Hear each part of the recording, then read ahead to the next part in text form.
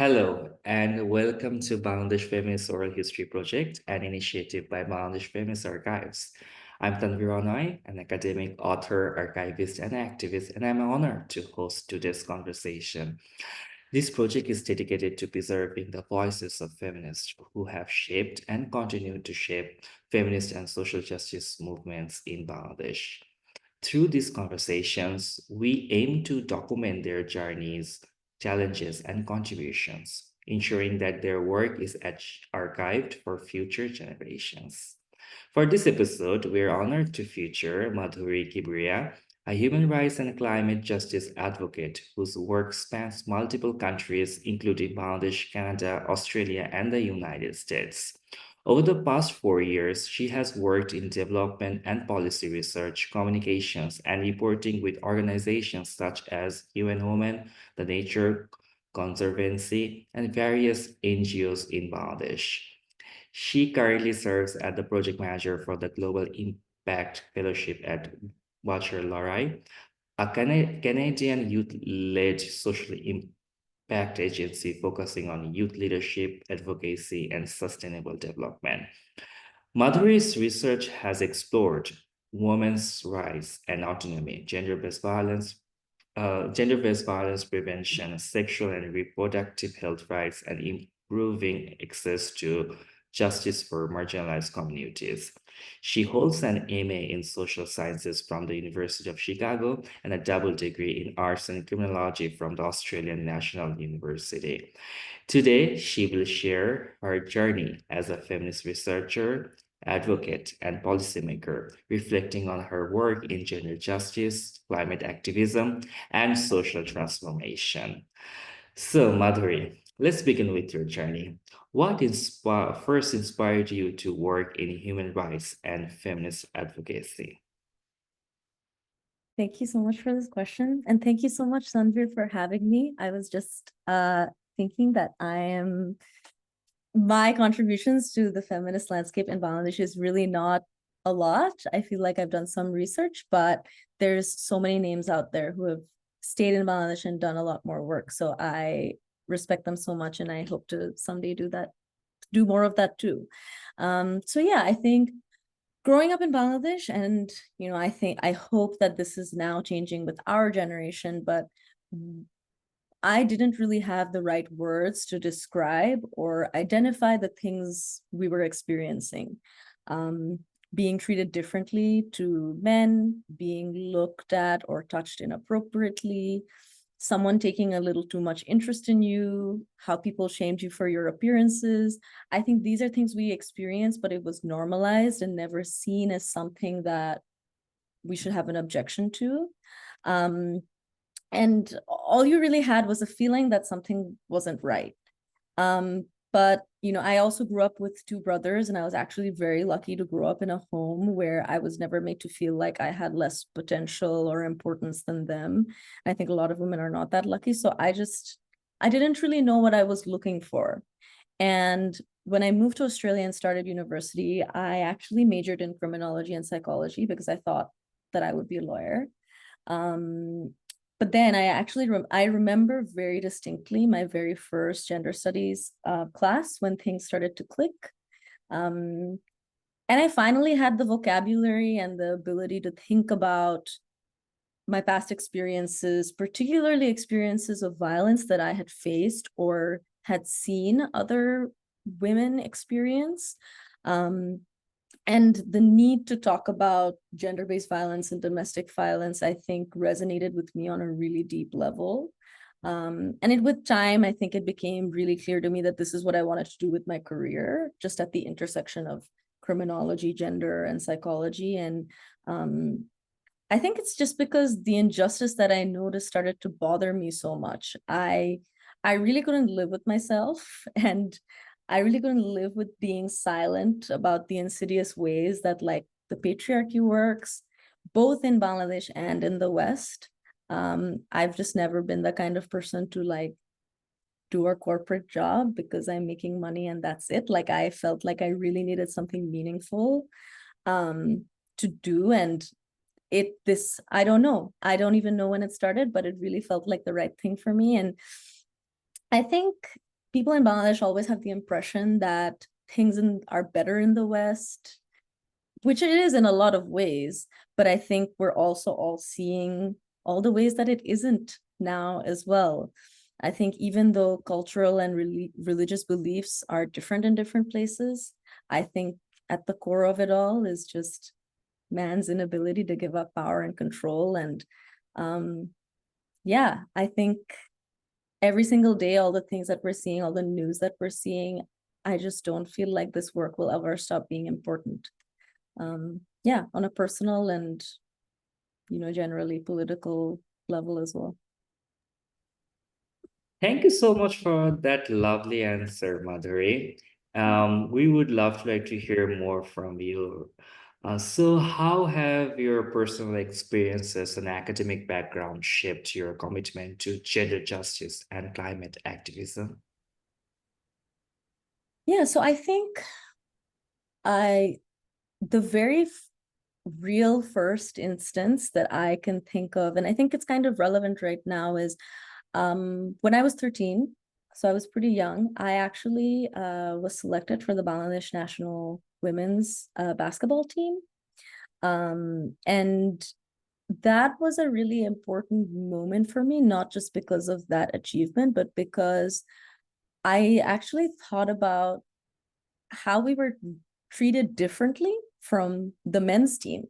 The men's team would come and they felt like these like special people, and we would hear how much they were getting paid. Like, I actually remember for the time that we had trained the men, and I'm talking about like, over a decade ago, but at the time it was like the men's basketball team, for the time that we were training, like they got 11,000 taka, 11,000 taka, and then but we got 2,000 taka, and we were training twice a day for like 3 hours in the morning, 3 hours in the afternoon, and the men only trained, and it was every day, and the men only trained like a couple of hours in the afternoon.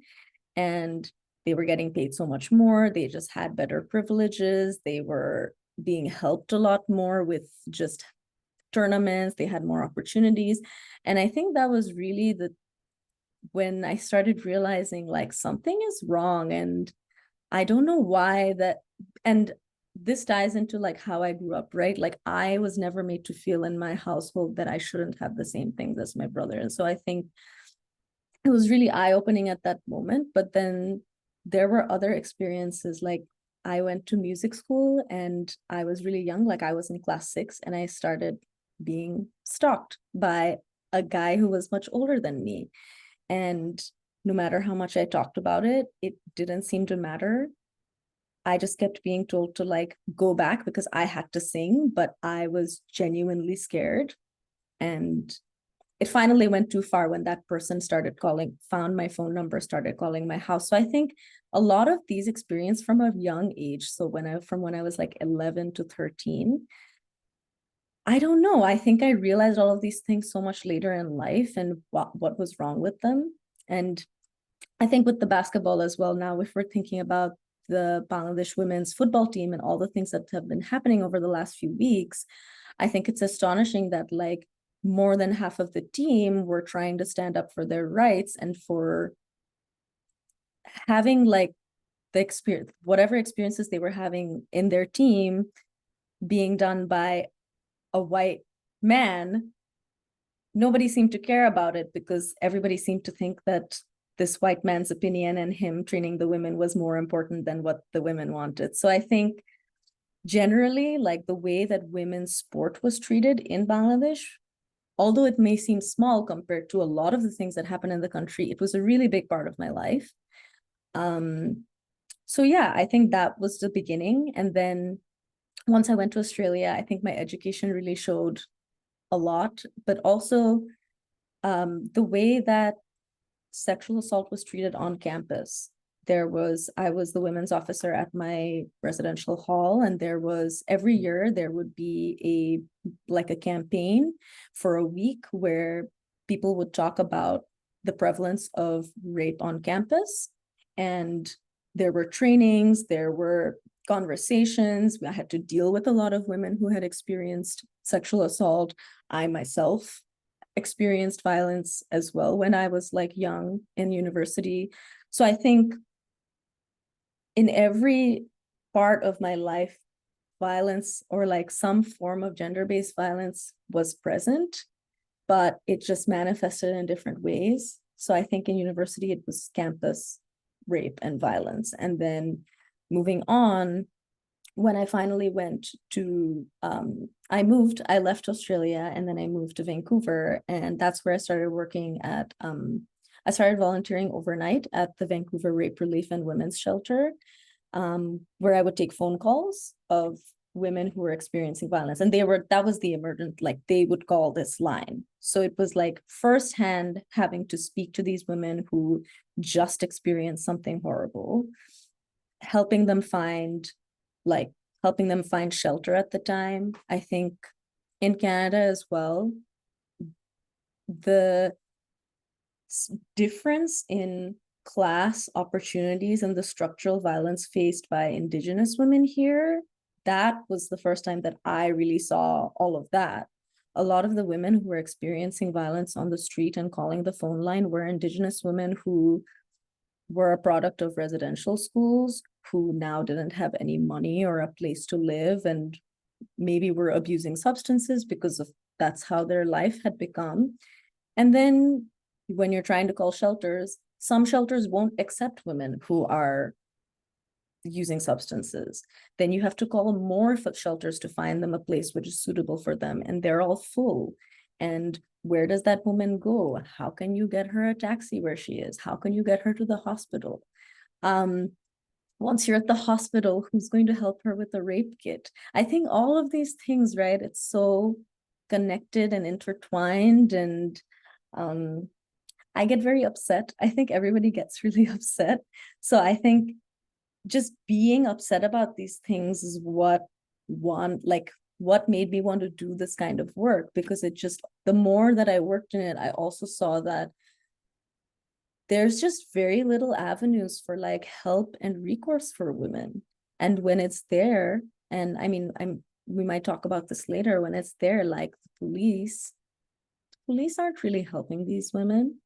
Sometimes hospitals aren't really helping these women. So yeah, I think that's really what pushed me to kind of do this work, because I think a lot of these women are in the world are invisible and don't really have a voice. And while I can't be everybody's voice, I hope I can help some communities. And in my work at UN Women, I think the work there then opened my eyes to how disproportionately disadvantaged women are in climate and disaster contexts. I think every experience in my life opened up a new perspective on gender for me. And now I think it's also connected, and it's not just about women. It's about like genderqueer folks. It's about like transgender people. I think also education on just the way that feminism has changed over the years. Like we're now in the fourth wave of feminism, where you can't really separate women's rights from trans rights or women's rights from immigrants' rights. I think it's just become a movement for everybody who is disadvantaged by institutions and the overall system. I don't even think feminism is just about women anymore. Yeah. Oh, Madhuri, oh, that was a really, really thoughtful, I would say, answer. I'm so deeply moved by your personal experiences as well. So, thank you again Thanks. for sharing with us. Thank you, Madhuri. Let's move to the second part of our conversation. So you have worked with UN Women, the Nature Conservancy, and NGOs in Bangladesh, right? So can you share key insights from your work on gender-based violence prevention and response strategies? Yeah, I think, again, that's a very big question, but I think a few things that I thought about, well, just from going to a lot of these conferences and doing the work, I think the first thing that came to mind is that, and it's mainly because I had a conversation with somebody at my work last week, that there is a conflation of like human rights with gender rights. I think they are distinct things. They're connected, but I think very much so they are distinct things. Like human rights is your fundamental basic rights as just like a human being. And everybody should have rights to these things like food, water, healthcare, whatever it is, right? But I think gender is distinctly related to the discrimination, violence, and oppression faced by people on the basis of gender, and this includes genderqueer individuals as well. Hopefully, I think I will be working on a gender policy with my organization to roll out across the globe to basically, ensure that gender assessment is incorporated in all of the projects that are implemented across the world in terms of climate and conservation. And the scholar of mine had said that someone said that, oh, if there's a human rights policy, like, why do you need a gender policy? And I think that's exactly why you need a gender policy, because I don't think a lot of people realize how different the two of them are. It's not, I mean, I don't know if this is a key insight, but this is just something that I've noticed, that I think people are just very quick to discard gender as a thing that needs to be looked at in a very specialized sort of way. And so, yeah, so that's one. And I think one of the other major things is lack of funding. I think lack of funding just in women's, and there's a stat for this, which is only about 0.13% of total official development assistance goes to women's rights organizations, and gender equality focused aid is about 4% of all funding that's that's basically sent out in international development by through bilateral or multilateral organizations and relationships.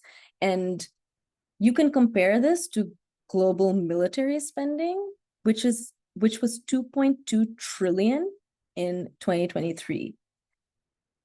And if you just think about Bangladesh, there are requirements for prior government authorization of funding, like the NGO Bureau, and other restrictions on foreign funds, which make it really difficult to get additional funding or transfer funds between organizations. And this was the lack of funding is a conversation that came up in New York at a conference that I went to last year as well. I think the way that decolonizing funding is also really important. I think a lot of these countries, like, donor countries, what we call donor countries, like Canada, Australia, UK, other European countries, the US, well, who knows, US doesn't want to give any money anymore, but, so I think donor countries also, I think one complaint that the feminist community had was that these governments and other organizations are giving money without really speaking to the community about what the money is for. Like, you can give money to a community for, I don't know, beds, but maybe they don't need beds. Maybe they need water. Maybe they need like more support with like taking care of the land. I think a lot of money, and this was a complaint by the feminist community, that a lot of money goes to organizations that for things, and it's restricted funding, right? Like, restricted funding is when you give a certain amount of funding, but you can say this money can only be used for this. But you're not even speaking to the community about what the money is for or what they need it for. So I think it's really important to have consultations with the communities about what they need the funding really for. And also, if you're putting, if you can think of like UN representatives for places, like most of the time, like I was seeing yesterday that the UN representative to human rights representative to like Myanmar. She was one of the previous ministers of Australia.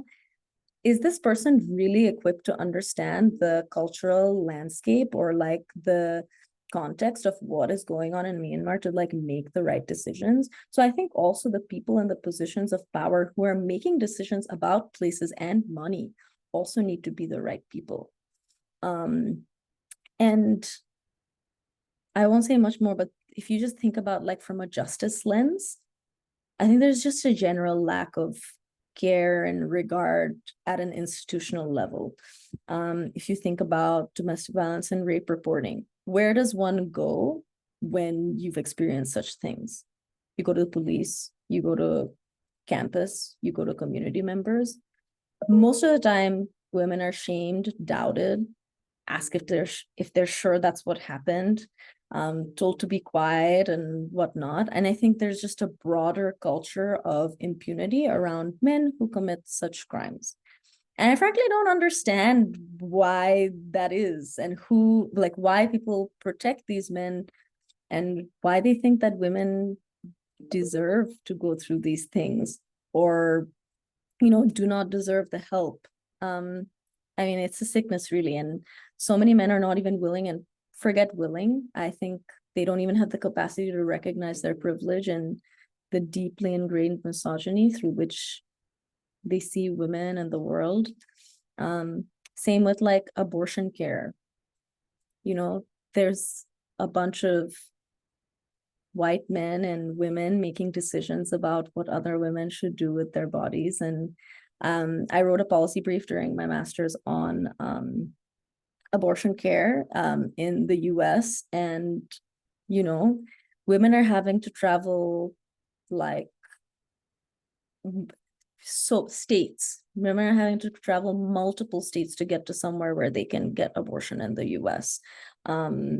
I know of people in Bangladesh who have had to unfortunately get abortions and the way that they're treated by hospital staff. I think so many of these things are like culture, but also just like a lack of understanding of people's circumstances. Even in the US, most of the people who need an abortion, yes, there's horrible things like rape and incest, but then there's a lack of sex education. It's an accident or it's a mistake, and they're usually from low socioeconomic status and they don't know where to go. They don't even, like, how do you even know something is wrong without any education or knowledge on it? And then nobody's there to help you.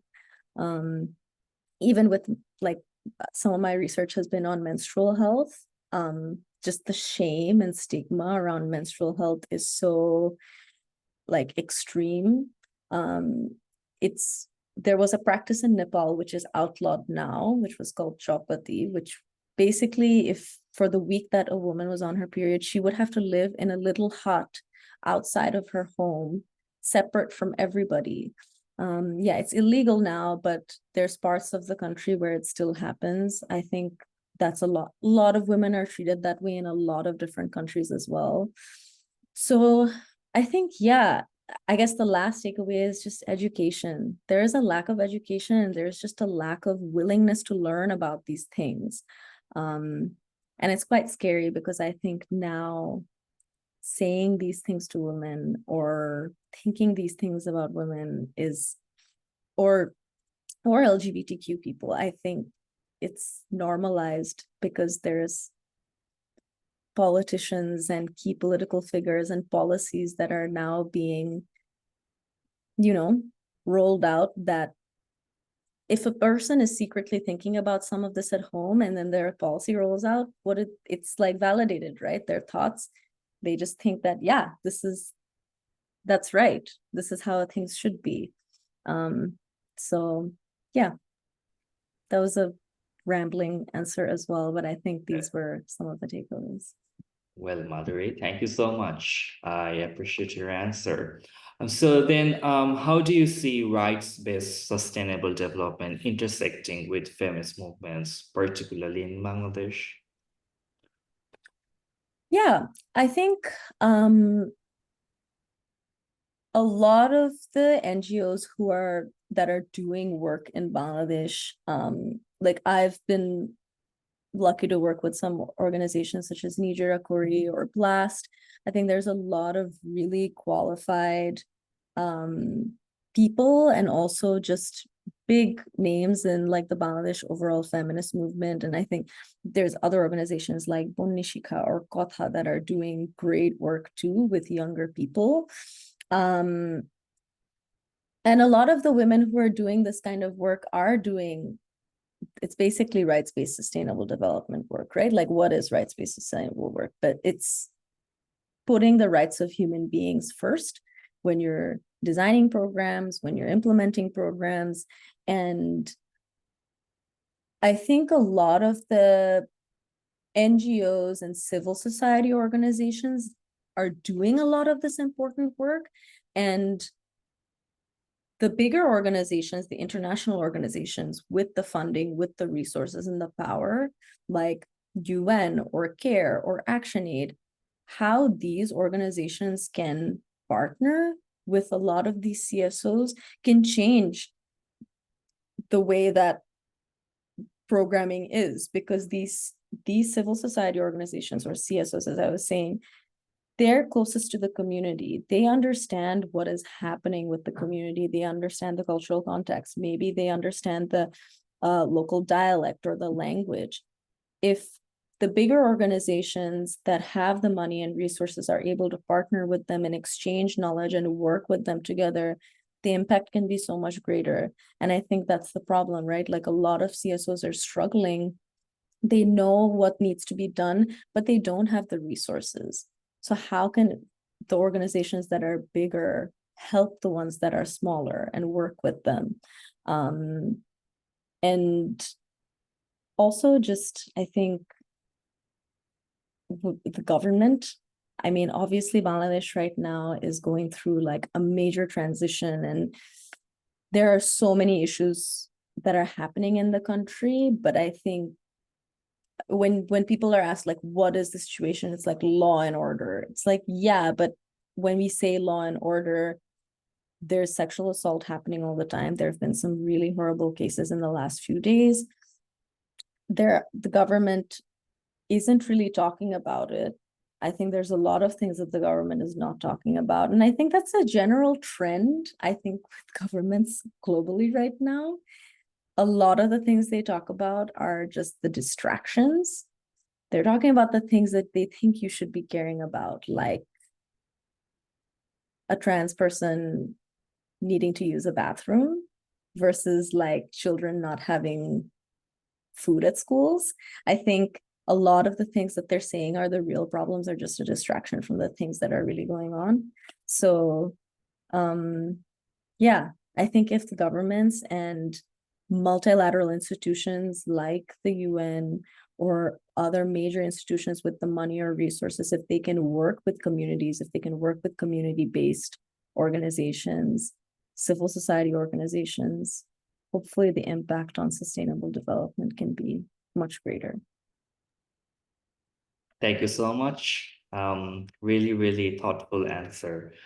Sorry, I think I'm repeating myself a lot, but That's really, okay. really thoughtful answer. So you have been actively engaged in climate justice work as well. So how do you gender justice and climate activism intersect in your research and advocacy? Yeah, I think so. From the UN, at the UN Trust Fund, I was doing some writing and working with some of the program managers to learn more about the programs that we were funding. So when I was at UN Women, I basically worked in a particular department. It was called the UN Trust Fund to End Violence Against Women. And what was great about that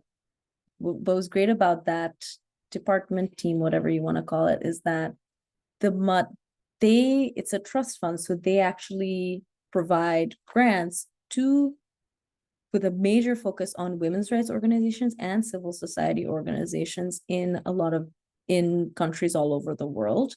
That's actually one of the requirements that they have to meet. So that really resonated with me as well. Like, they recognized that these are the organizations that need the money and support the most. And in the work that I was doing there, I learned so much about how climate impacts women. Women are usually at the forefront of every crisis, yet they remain invisible. We can start by thinking from the family level.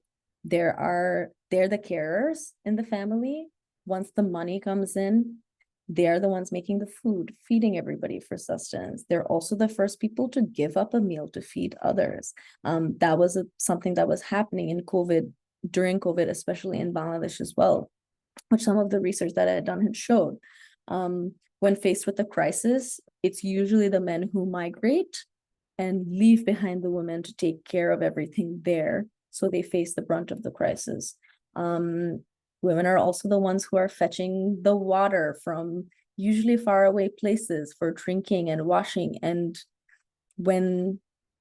I think in refugee populations as well, and in refugee camps, there's no private bathrooms or wells or anywhere where you can just easily access a lot of these different things.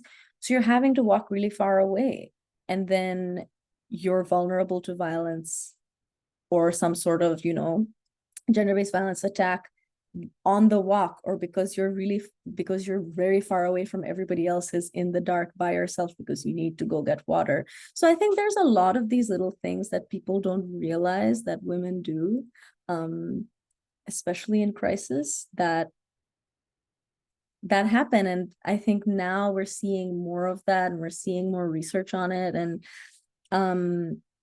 in the work that I do as well, a lot of our work is focused on agriculture.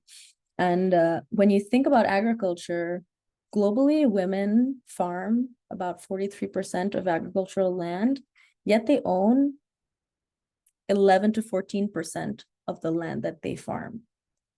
Why is it that they have no authority or ownership over the land that they're actually farming every single day?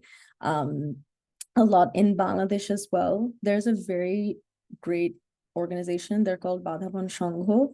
They work in the south of the country. They work with Dalit women. They work with a lot of indigenous women, and they help women specifically with their land rights. They help, I think everybody in Bangladesh knows, it is so difficult to get any sort of property inheritance thing done. You're like running around for years. You don't know how to fill out any paperwork. You also are like entitled to less inheritance most of the time as a woman.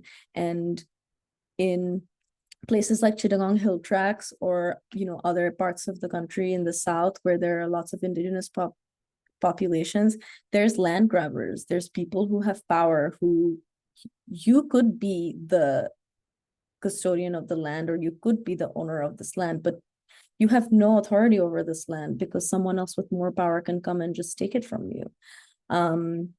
So I think in a lot of these different ways, climate is connected. When I was doing some work at Nature Conservancy, same thing with agriculture. It was to do with shrimp farming, and also that a lot of the women who are doing a lot of this farming, they're actually, and BRAC released some data on this a couple of years ago as well, because of rising sea levels and high levels of salt in the water.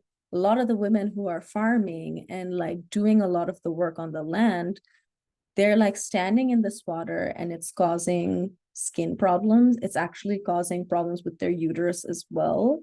They're actually having sexual and reproductive health issues as a result of these climate issues, and the way that ecosystem is changing. Even indigenous women are like the holders of a lot of ecological knowledge.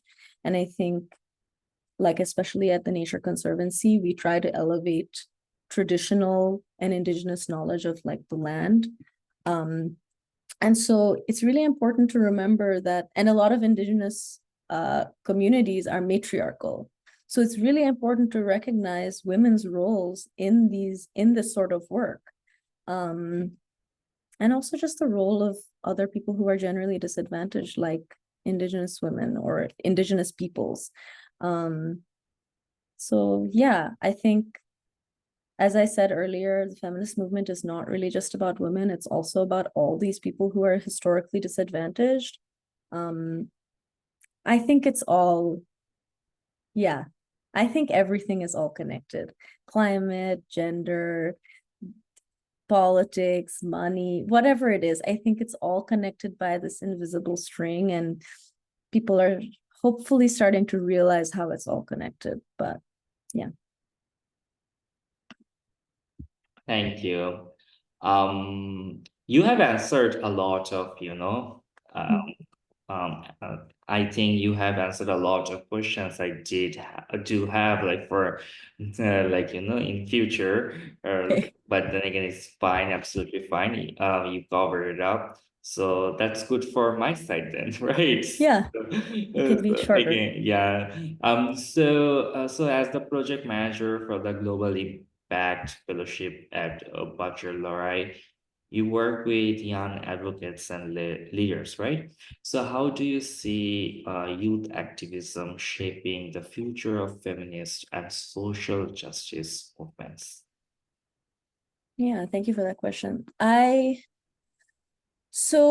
think the thing that's very important, and I was actually watching a documentary yesterday on the 60s and how youth movements, youth anti-war, anti-Vietnam movements in the US were so, they're things that we're talking about even today. And one of the things that was brought up was that it's usually young people who start revolutions.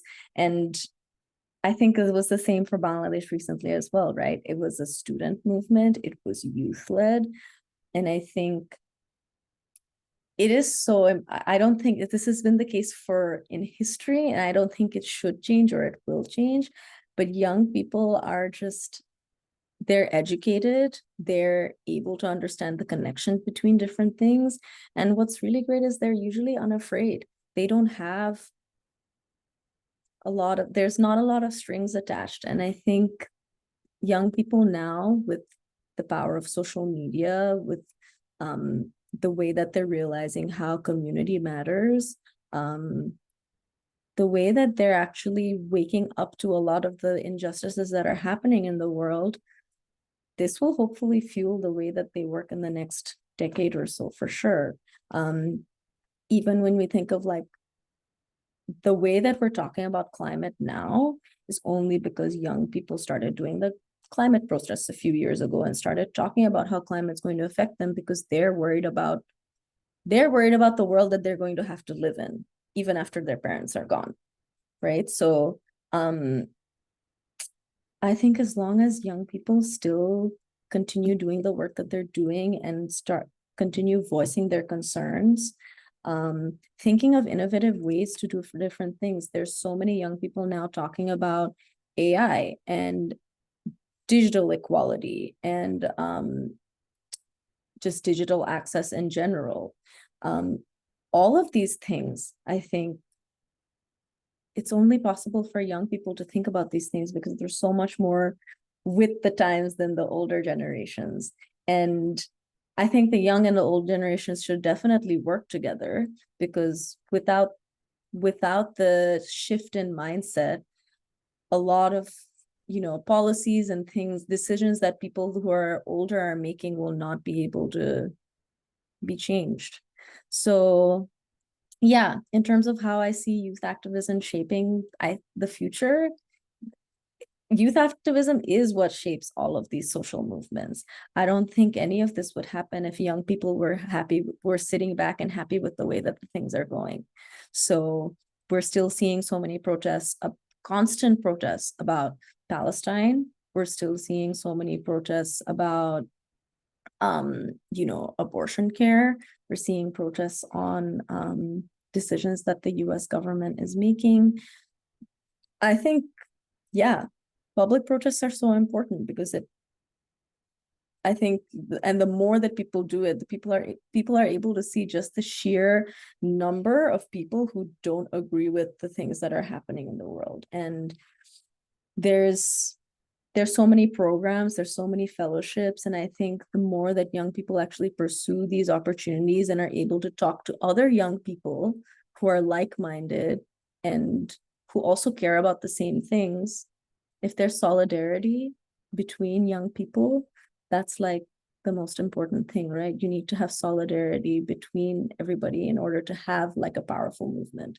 So again, tying back to the same thing, I think everybody's struggle, the way that we talk about struggle should be connected to everybody's struggle. It shouldn't just be about women's struggle. It should also be about the struggle of refugees, the struggle of immigrants, the struggle of people who are living on, you know, assisted income, struggle of people who have disabilities.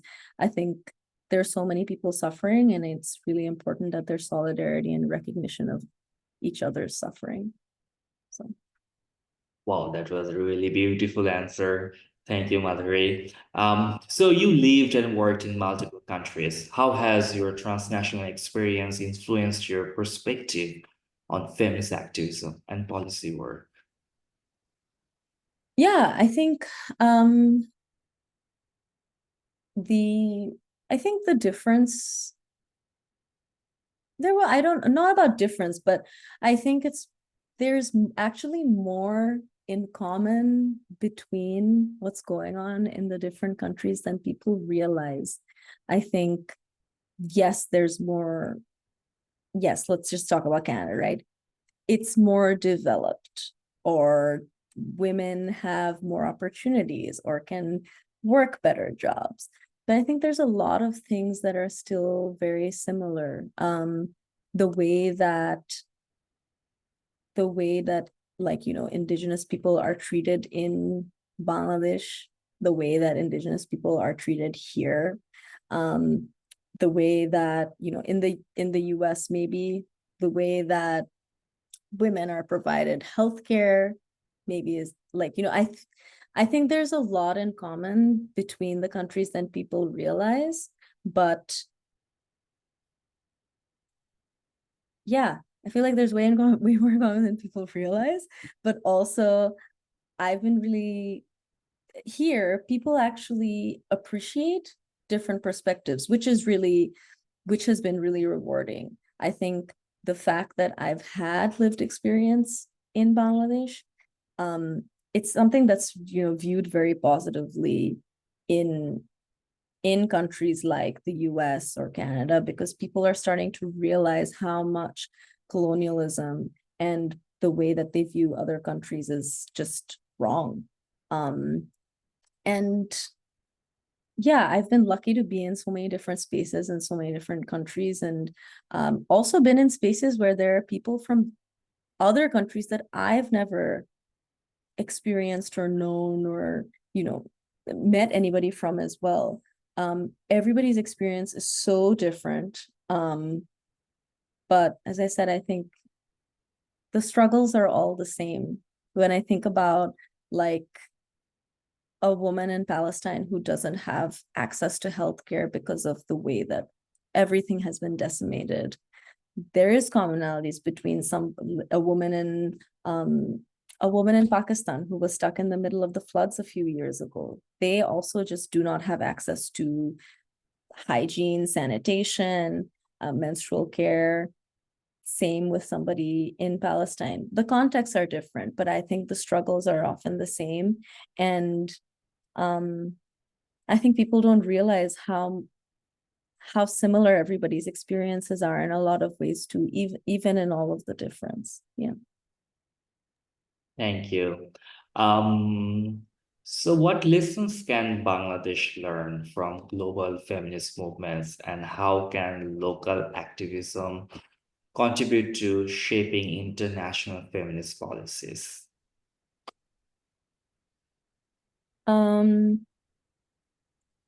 I think there's more conversation now around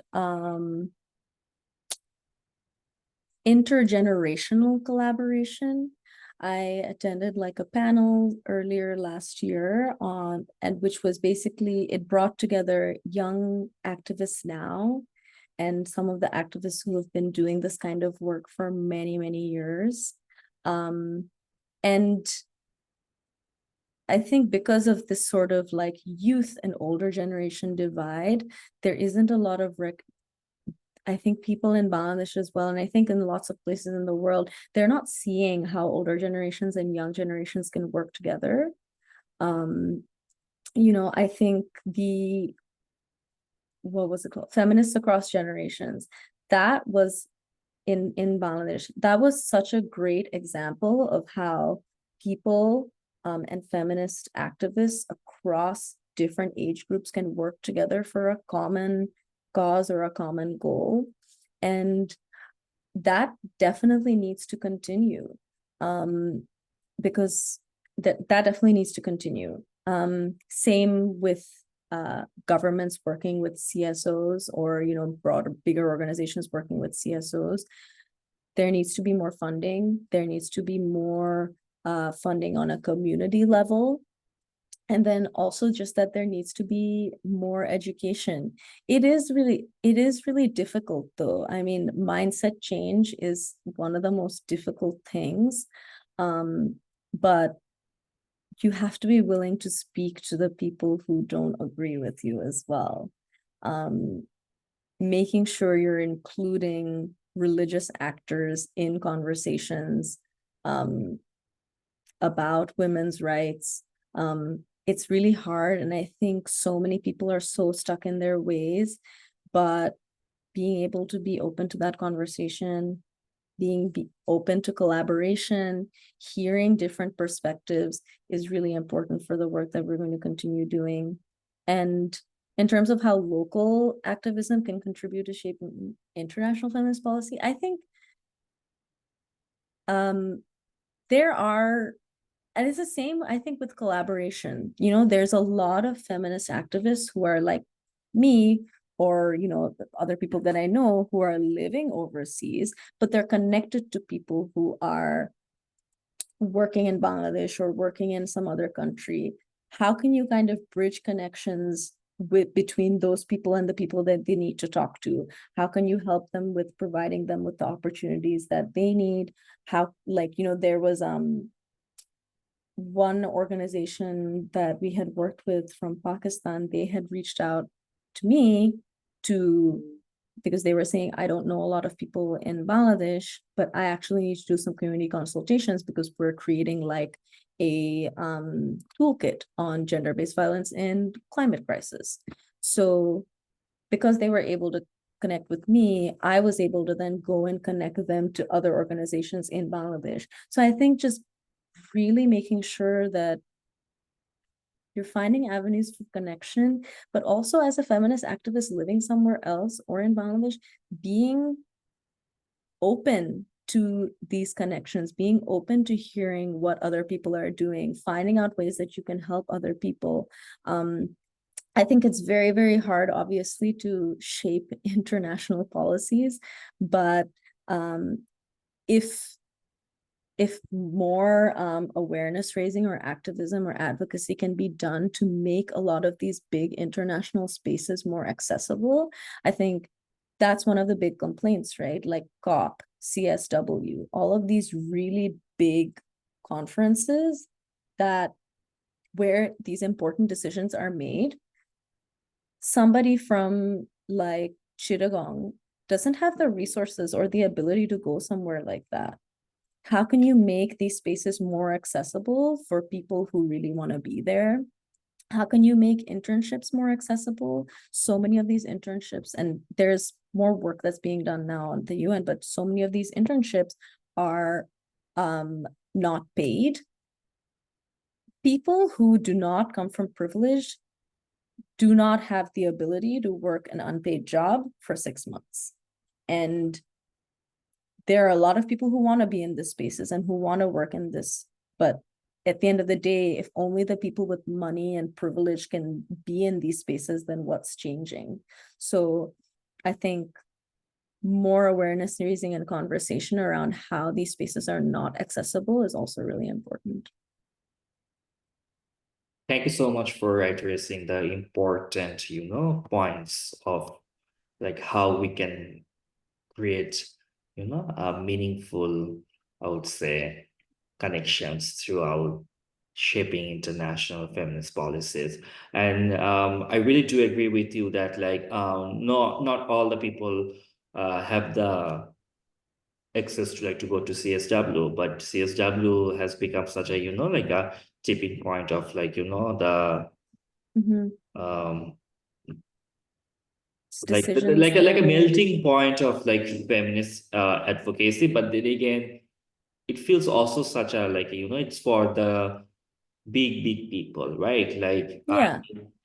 from my experience, I was there in 2023, and I felt that like it also a lot of like tokenization as well, because I do Yeah. think like the people who kind of like make decisions, like what you have like said earlier, that like the big NGOs kind of like they give money to the people who they like trust. And we really need to like to also talk about like the trust issue, like Mm, the first world thing that like we kind of like prey on money, the third world mm-hmm. country, and then they kind of like sort of develop some certain connections in these countries, and they keep finding these people, and these particular people and angels become the gatekeepers of that particular country, Yeah.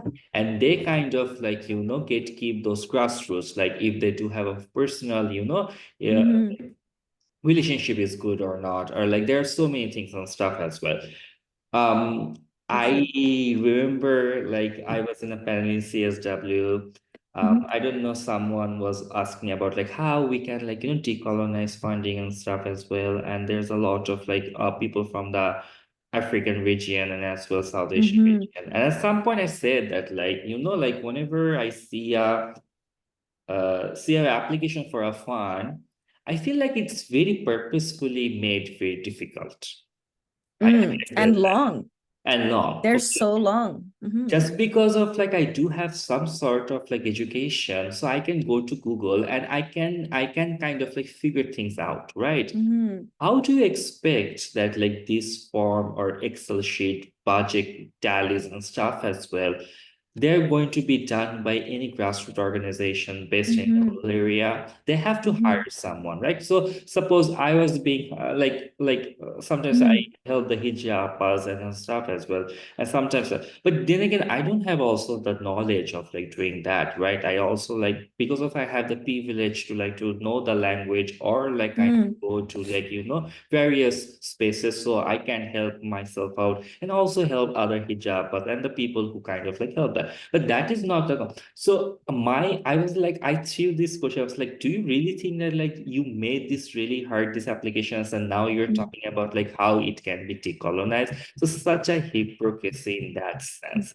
Mm-hmm. I Yeah. remember, I remember, I'm not going to mention that particular country, that representative from that country, after the panel, they didn't talk with me. Okay, they were Mm-hmm. Mm-hmm. a bit upset whatever I have said, but I Oh, stood okay. by it, and I need. Mm-hmm. Whenever I was having this conversation in the panel, the audience erupted with like with claps, right? Because of like, I was like, yes, yes, yes. I mean, like, this is not just like me telling that. Even as a privileged, educated person, I also feel very, lost whenever I'm doing this stuff. And sometimes I give up.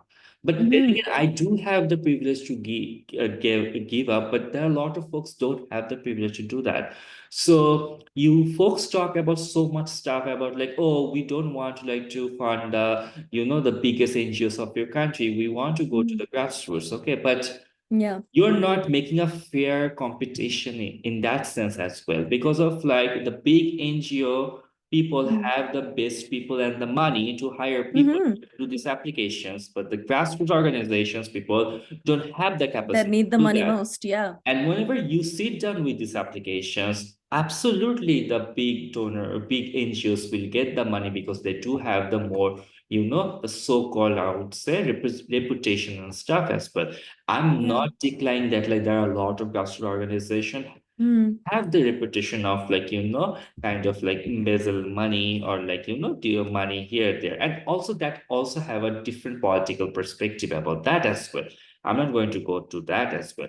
But this whole may try to make this check and balance, that like who's bad, who's wrong, who's doing Mm. what, and like kind of like putting all of those people or the grassroots organizations like, oh, they will just like misuse the money. So we need someone who I can trust. So we will give Yeah. money to this particular NGO, and they will kind of like, if you have a good relationship with the person, or maybe you Mm. kind of like have a really great, I would say, communication with that particular NGO, then they will give you money to that. If you have not have a really political aligned, I would say, Mm. ideology, or maybe in the same place, you do not get along with each other, you have personal fun, vendetta and stuff as well, Yeah, things will get nasty. I have seen that. Like I also experienced it. Like there are a lot of of time course. I like, my colleagues used to say like you need to tone it down because you need to be a little bit less political, because of like you run an organization, you cannot be that political. And sounds like I cannot give up my, but then again, that's my privilege to like to kind of like have this Mm. conversation and to do that.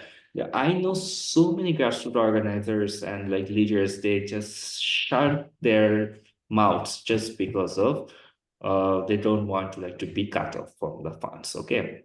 And it's not that Mm. like this UK, Canada, these big organizations, not just organizations, government officials as well, they know about this politics, right? And Yeah. they choose to be silent, and they do not want to be get involved with that. So that's how I feel more angry about it as well. Sorry for the big rant, but No, that that's fine. resonated so much with me. Yes, please It continue. no, it actually made me think something that I was thinking about recently of um just fear of donors and the repercussions is just, it's so extreme and it's quite scary right now. Like maybe, yeah, I think, yeah, maybe I don't have the personal experience of being scared of somebody who's going to cut off funding for me, but there's so much fear around who is bankrolling the things that you're doing.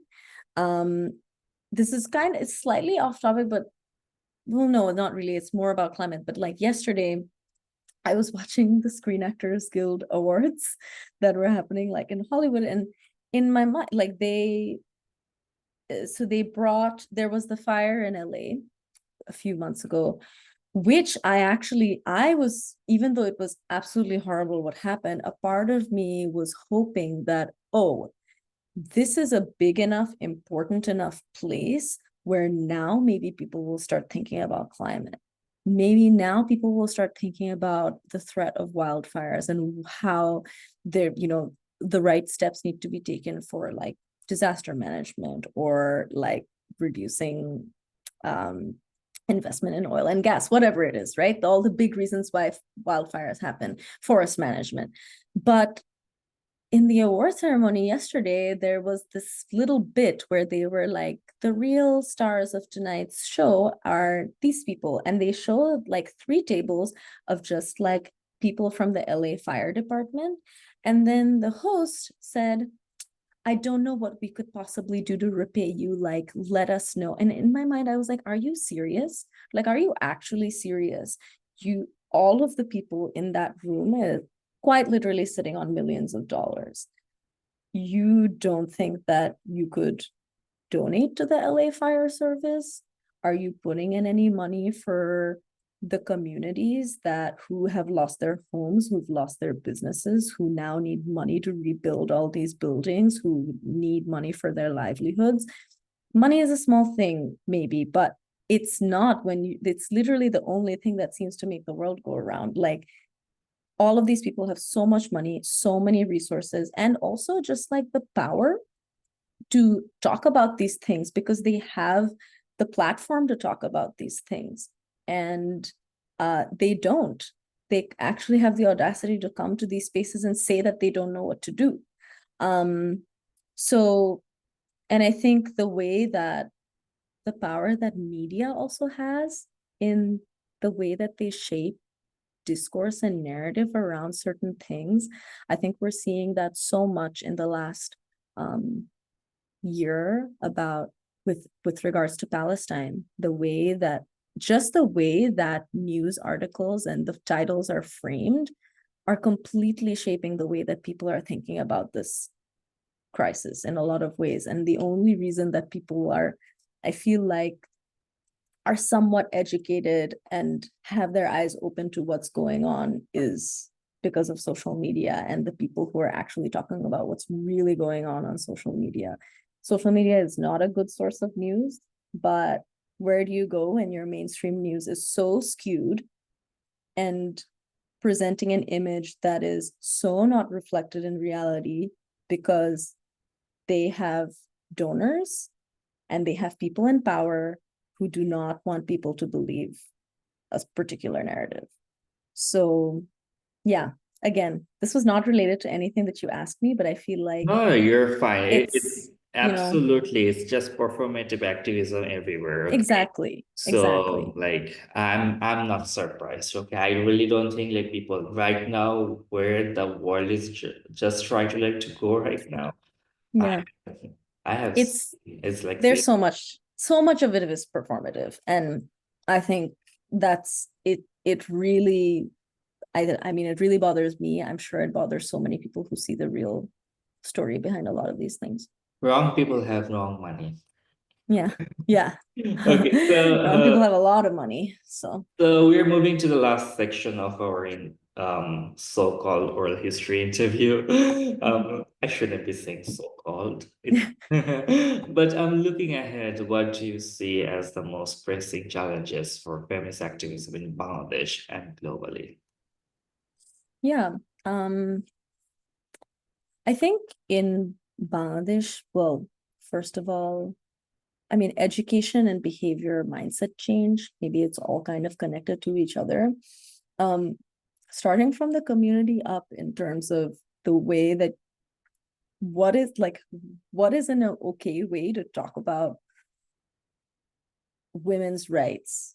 I mean, talking about somebody's daughter's rights, talking about, you know, consent is so, all of these concepts are so foreign to some people in Bangladesh, but I think finding a way to really work on educating a lot of these people is really important, because you're not going to be able to shift anybody's mind or behaviors if they don't know why they're shifting it. Um, like, for example, we're working with an organization at BacharLorai, we're working with an organization, and we're going to be we're actually raising money to distribute hygiene and menstrual dignity kits to women and girls in Sylhet. It was chosen because it was a particularly climate vulnerable part of Bangladesh, and um, one of the things that we said was like, we do not want any things to be distributed without educational workshops also being done at the same time. Like, there is no point giving a community just like one-off stuff and then not actually talking to them or thinking about how the impact of this is going to be sustainable. Like, I know everybody talks about sustainable development, and it's something that we throw around a lot, but what is sustainable? Making sure that the impact that you're making actually lasts in some sort of way into the future. Or it kind of, yeah, lasts in some sort of way. It may be directly as a result of the project, or it could be something that is happening as a knock-on effect of the result of the project. I feel like without education, a lot of the work that you do, even if you give like cash checks to a community, $200 to spend on X thing, you should be also teaching them about X thing. So that, and I think the other two major things that are pressing challenges for feminist activism, is strangely, it's like religion. I can um talk about Islam, but more my master's thesis was actually on revivalist Islam and how very strict and traditional interpretation of religious scripture affects a lot of the things that people believe and the things that they're doing. And I think now in Bangladesh, with people being scared of like Jamaat coming to power, or I'm not even sure if I can say these things in this video. I've said so much, but people are scared because there seems to be this undertone of, if they come, women are no longer going to be able to be safe in public. Women are going to be more oppressed. And we're seeing that in places like Afghanistan, obviously. We're seeing that in places like Iran. Iran had multiple women's revolutions. They've had revolutions to take off hijabs. They've had revolutions to wear hijabs. There were so many different religious revolutions that have happened there. And even now, people also seem to forget about these things. But I think religious extremism is something that's becoming so extreme, not just in Islam. I think in the US, if you think about I say it's pro-life, but it's really anti-life. If you think about that, movement, it is a lot of Christians and evangelical Christians and people who attribute their beliefs of abortion with religion. This is not allowed in our religion. You can't take life in our religion, right? So there's a lot of religious activism, that's religious sort of activism is the wrong word, but extremism that's happening in the world in so many different contexts. And there's just backlash of feminist movements as a result of this religious extremism. But also, there just needs to be major institutional changes. I think in Bangladesh, obviously, there's corruption down to the lowest level of anything. You're having to give money to the assistant of the assistant to meet the assistant. That's ridiculous. And I think it's hard though, because a lot of people thought that, okay, after the toppling of the government, this would change. But it's now become a part of the culture. This is the only way that people have gotten things done for the last 15 years. People don't even know how to get these things done through a clear-cut system anymore. So, and I think major institutional changes need to happen, and there needs to be more women in leadership. Even when we're thinking of the caretaker government, there isn't gender parity in the caretaker government. There's less women. Yes, there's the Women's Rights Commission, and the people who are leading the Women's Rights Commission are extremely respected, and I think they're actually definitely the right people to be leading them. But there's probably so many roadblocks that they're facing. There's probably a lot of men in their way trying to tell them what to do. There's probably a lot of men having to review a lot of the work. There's just very little trust in women's leadership, and that has to change for anything to change. But at the same time, yeah, I think again, with the religious extremism, there's a woman congressman who announced 2 days ago that they're going to make all abortion completely illegal, even in the case of rape and incest in West Virginia. That was 3 days ago, and that was put forward by a woman. So I think, yeah, there needs to be a lot more education on how a lot of these things work, a lot of these systems that are deeply ingrained for a long time. And there does need to be more, and there needs to be more youth involvement, which I think is, as I said, is really important too. But if anybody wants something for a reading list, there's a book called Hood Feminism. It is so excellent. It's written by a Black author, and she writes about how there's so many different things in society that people don't even think is related to gender, but they are, like gun violence or food insecurity. It is a great book, and it gives a really good insight into how white feminism doesn't actually consider the conditions of all women out there. So it's a great book. Thank you, and thank you for the suggestion. I will also check it out.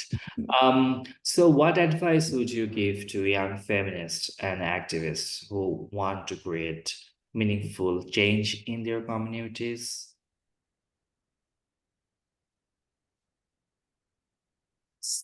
Start talking to more women who are doing the things you want to do. If and if you see that, there's a lot of women who are like, I know that when I go on LinkedIn or if I actually see somebody on the news or whatever, there's a lot of people who I've reached out to just to be like, hey, I'm this person, I do this kind of work, I'm very interested in the work that you're doing. And there's been so many opportunities for collaboration and shared understanding that's come from these opportunities. It's very, very important to always be open to speaking to people, open to seeing how you can help a particular movement, join more stuff, volunteer with your community-based organizations, especially young people, right? Volunteer with grassroots organizations. Think about how you can think about community care. There's so many opportunities for mutual aid. There's so many opportunities for you to actually, if your community is facing a homelessness crisis, how can you work with the homeless shelter? How can you give them some money? How can, there's so many, whatever issue that your community is facing, there's got to be somebody who's working on that issue or thinking about that issue. Find those people, talk to them. If nobody else is working on it, see how you can work on it. If this is something that's really meaningful to you, there are many opportunities out there for young people to get involved. Like, don't be afraid to have your voice heard in a lot of these spaces. I think silence is like one of the most difficult things, because like nothing is going to happen if you're just going to be silent about the things that are bothering you. And no one's really waiting for anybody to kind of rise up and do this kind of work. Most of the time with activists, but I think even if you think historically, there's usually one person who starts talking about it, and then it usually brings in so many other women behind a particular cause, because now it just feels like, oh, something as simple as the Me Too movement. Only one person had to start talking about it, and then so many other women started coming forward. Try to be unafraid. I know it's really difficult, especially in countries where there's actual, danger to your safety. And but I think so many women, especially in Bangladesh as well, and other places, under the worst of circumstances, have had to come forward and talk about the things that are important. But yeah, find opportunities for collaboration, work with grassroots organizations, work with people in the community who really need help or really need that boost. Maybe you can find opportunities where maybe you're really good at something and there's an organization out there that's looking for exactly that something, So don't be afraid to actually talk to the people, even if, what I've learned is that people usually want help, and they usually want support, and they usually want solidarity. If you can say that, hey, I'm willing to help you, more often than not, they're going to be very happy that you said that you're willing to help them. So, yeah. Lovely. Thank you so much. Do you have any final thoughts to wrap up No, our conversation? You don't have? I feel like I already talked too much, but yeah, no, I think also don't be afraid to have the difficult conversations. I think that's like really important. It is very uncomfortable, and I think me as a person who works in gender and who's a feminist activist, whenever I enter a conversation, I was like, it's obviously because this is a gendered issue. People don't like, they start backing off. They don't like where the conversation is going. They get very uncomfortable. You have to be okay with making people uncomfortable, and you have to be okay with being uncomfortable, because nothing that's happening in the world is comfortable. And it's like, so I feel like just be ready to have uncomfortable conversations, even with men in your family. If your dad says something that you don't agree with, tell him that you don't agree with it. If there's, it really starts from it's before community, it starts from the home. You really have to start talking to people in your home about the things that's really bothering you. I have friends who I have a friend who's from a Republican Trump supporting family, and she goes every Thanksgiving and tries to talk to them about Palestine, tries to talk to them about queer people. She gets into fights with them. But, you know, I really respect that she does that. And she never tried to change that about herself, because she's like, this is what's important to me. And if they don't want to talk to me, like, that's fine. But it can be really difficult for some people to have those conversations with their family. But it's really important to talk about these things, because I don't know about you, but it eats me up inside when I feel like I'm not doing the best I can in the conversations that I'm having with people. I'm sort of tired of having conversations. I know, yeah, right? It is So tiring. no, it's more likely I think I was being very vocal when I was in Bangladesh, and I kind of Mm, like, timid myself a little bit when I kind of moved here, because I think because you also need, like I always say, like activists also need to take care of themselves so they mm. can, pursue further, right? So sometimes we also need, a little bit, energy, need to recharge ourselves. It's more likely that. Yes, thank you. I Yeah. actually really want to say something, especially to young people, and I was saying this recently as well. Prioritize rest. I think I experienced burnout so many times in my life. And we also, I think young people now, we live in a hyper competitive, hyper capitalist society where you're seeing how well this other person is doing, and that person's showing off about all these things they've achieved. Success is like not a linear thing. When I was entering masters, I felt like I spent my undergrad having too much fun, and I didn't do enough of the stuff that everybody else was doing. Like, they're interning at the prime minister's office and they're doing this and that. I felt so behind, and it feels awful because we all, like, intertwined with this hyper capitalist society and hyper competitive, everybody's talking about all of the things that they're achieving. It's it doesn't matter. You don't have to be doing things at the same pace as them. Just prioritize rest. I think after so many years of like just working, finally now I said, I'm going to do less work outside of work. I'm going to do more things that are more for me. I'm going to do more like community things. I'm going to read more. I'm going to do all of the things that are just really important for recharging and nourishing myself, because I feel like the work I was doing even wasn't the best that it can be, because I am just tired and I am just upset. And um yeah, I don't think young people should feel pressurized to just be achieving and doing all of these things. Um, just do what you can, as long as you're educating the people around you, as long as you're trying your best to help your community, and resting. It's very, very important. And also, like, don't read the news every day. I was like, I just stopped reading the news every single day, because I think the news cycle is just an incredibly toxic thing right now.